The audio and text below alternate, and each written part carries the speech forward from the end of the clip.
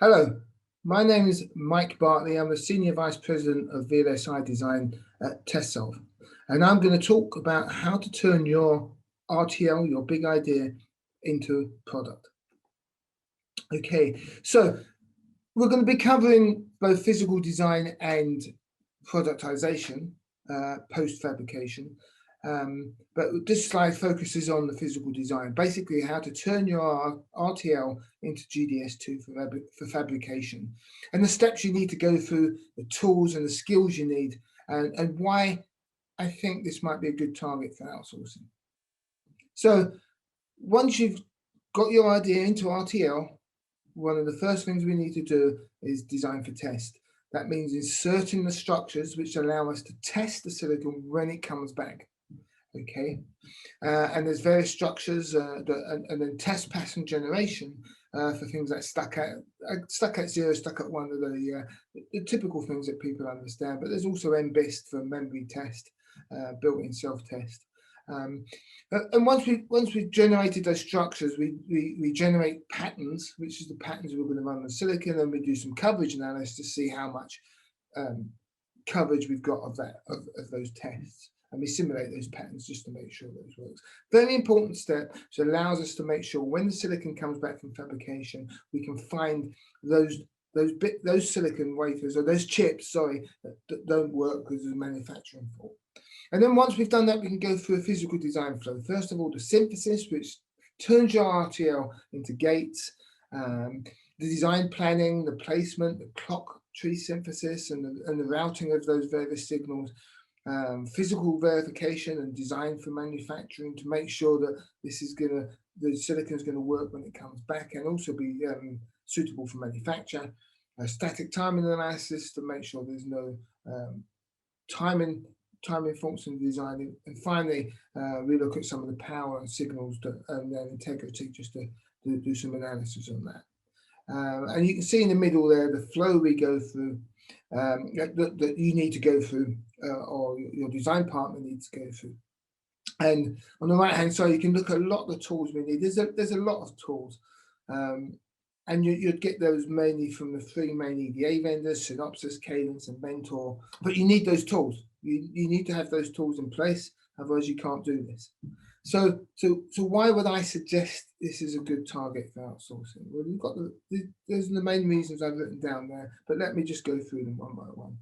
I've mentioned Synopsys, Cadence, Mentor. They're very good tools, but they cost money, and it can be very high tooling cost. So you need a partner who's really got those tools. They will charge you, but typically they charge a lower rate than you could get them for. Somebody's got the relationships with the fabs, for example, TSMC, Global Foundries, Samsung, and Intel now are actually opening up their fabs as well. So somebody's got a relationship with fabs. This is a highly skilled activities. So you need to ask yourself, is this one of the skills that you need? As we talked about, this is your RTL, this is your idea captured in RTL, this is your secret sauce. Do you also want to have engineers that can turn that into a physical design, into a GDSII for manufacture? It's a lumpy resource as well. What that means is that how often are you going to be doing a tape out? It's not often, and typically what you'll find is you then have a resource, a physical design resource, that is waiting for your next chip and not busy, and it's just a drain on your money, which is quite critical for you during your startup phase. And does it add any value? Your value is in your RTL and your idea. It's typically not in turning that into silicon. All you need to do is make sure that you can hit the speed targets, the power targets, the DFM targets, the testability targets. That's what you need. It won't add value. Once you've fabricated this, or you've turned it into GDSII, we then need to turn it into first time working silicon for you.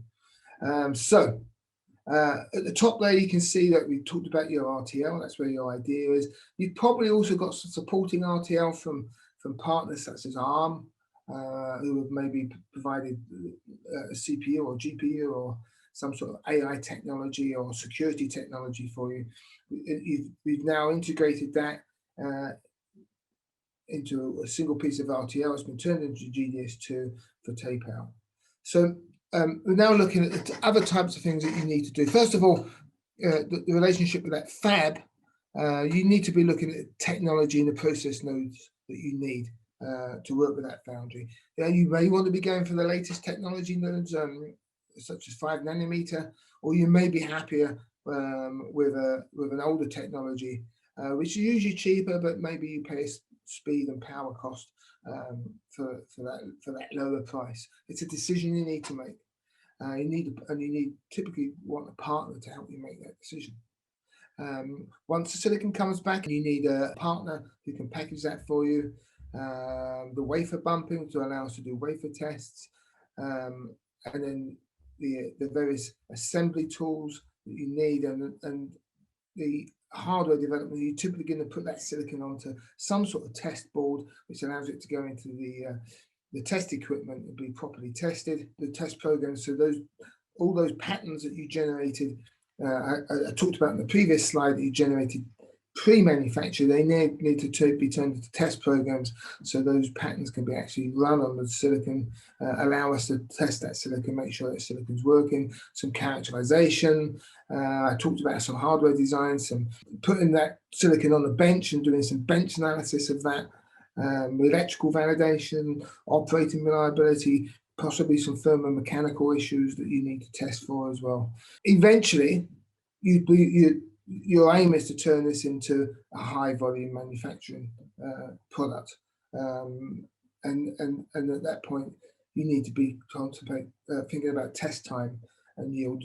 Test time is important because the amount of time you spend on the tester is a very big cost driver. Test equipment is very expensive. You need to reduce the amount of time each chip is on that tester, and yield then tells you how much working parts you're going to get from each wafer. Again, a massive cost driver for you when you move to high volume manufacturing. So you can see from there that there's a lot of things to think about once, from fab choice all the way through the packaging test and productization phase.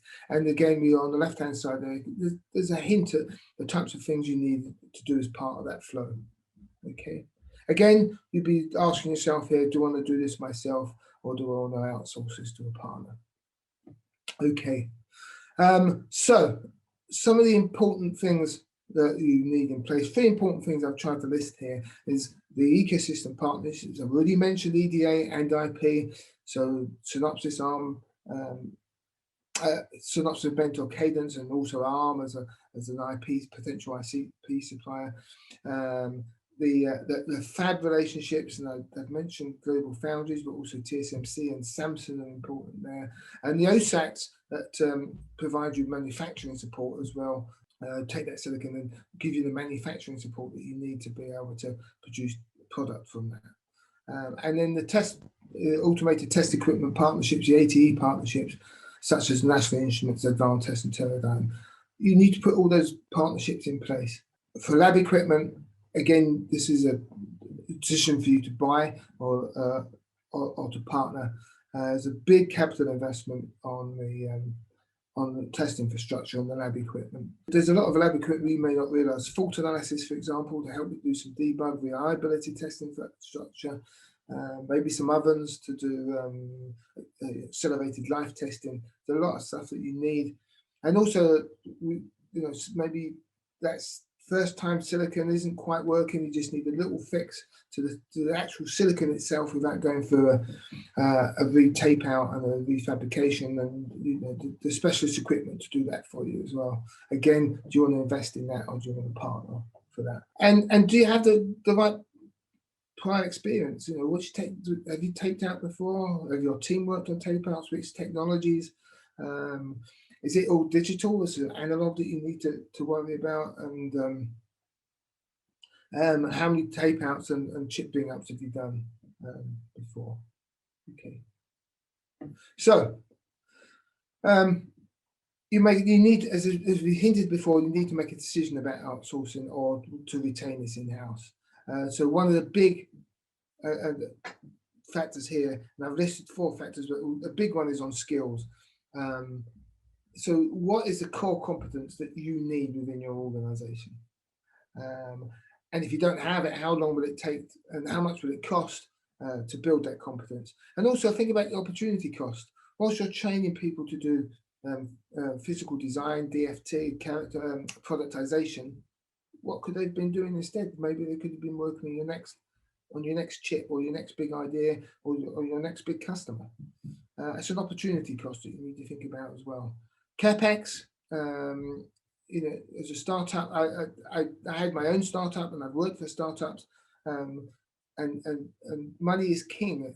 And do you want to spend your money on capital investment, CapEx, on licenses and test machine and lab equipment? Do you want to spend your time building up that ecosystems of partnerships, fab relationships, OSACs, or do you want to partner with someone who's really got that? And again, as I mentioned before, where is the value? The value is in your idea, your RTL, your secret sauce. Do you really add value from your physical design and your productization? What you could do is partner with somebody who can bring that value for you and allow you to focus on where you're going to add most value. So selection criteria typically for a partner is obviously cost and quality. You need to get both of them right in the right balance. What's the prior experience of that supplier? What's the longevity of that supplier? How long have they been in business? You don't want them to do your first chip and then not be around for your second chip. So you want the longevity, and also that first chip, how long are they going to be able to support debug, etc. for you, and productization of that for you? You may want to think about a single point of contact. Do you want to go to one supplier to do DFT and then another one to do physical design and the third one to do productization, or would you like a single point of contact that can do all of that and then give you ongoing support as well? Now, if you're still concerned about outsourcing, some of the key points to consider are you do retain ownership of the IP. Think about where you want to locate the servers. Do you want to do it on your servers, or are you happy for a lot of the work to be done on your supplier servers, your partner servers? How often they're going to report? How are you going to know that your project is progressing to plan and that the risks are being properly managed and you've got no major concerns? And at the end, as part of the contract, you need to make sure that you receive all of those files, all the GDSII files, all the patterns, all the test files, etc., all the design files, and also that you can run the flow. I've seen companies before that outsourcing the first chip and they say, right, we'll do it ourselves for the second chip, and then they realize they haven't got the flow and they've got to completely redevelop the flow. So make sure you get the flow delivered as well. Now, I'm bound to say that Tessolve can be your partner for this as well, both ASIC and project engineering. One of the key things to say about Tessolve is that we provide an end-to-end solution. So we go all the way from ASIC, chip design, both digital and analog mixed signal, RF. We could do the test and characterization, PCB, the reliability qualification, system level test, which allows us to test the silicon from a functional point of view. We've got fab and OSAT management. We've got those relationships in place. Tessolve has been in business since 2003, so we've got a lot of these relationships in place. And we can look after low volume production as well. So we know that maybe your first chip isn't a high volume production, but we can do those lower volumes for you as well.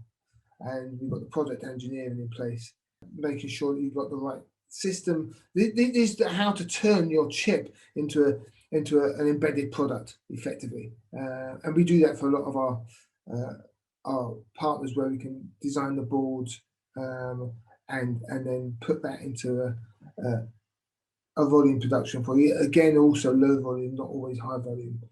So we do look at a lot of our customers are startups. They only want low volume production. So looking at just some numbers across the top there, 600 plus designers, 600 plus test programs released, 130 PCB designs per month, 26 plus embedded systems products released, and that's where you actually turn this into a product that you can actually then sell or ship to your potential customers to allow them to do an evaluation of your silicon and the actual end product.